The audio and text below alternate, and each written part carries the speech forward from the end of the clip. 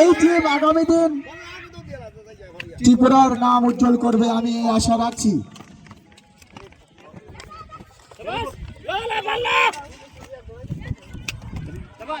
আমাদের এই টুর্নামেন্টে এলাকার সমস্ত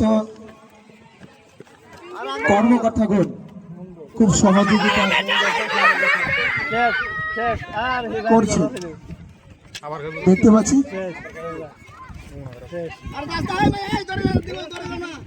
এক এক দিন মেয়েরা 2টি 3টি ম্যাচ খেলছে, তার জন্য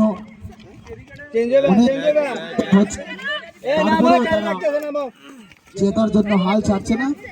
আমরা জানি তৃতীয়